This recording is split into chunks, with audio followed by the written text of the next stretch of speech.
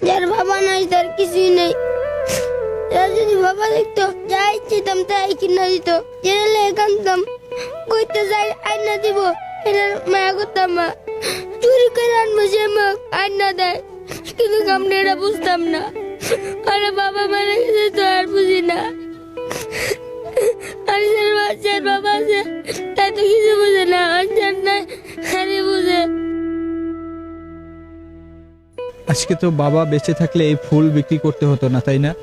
না, ফুল বিক্রি করে প্রতিদিন কয় টাকা পাও তুমি? 500-600 এই টাকা দিয়ে তুমি কি করো? আমি মারে দিই।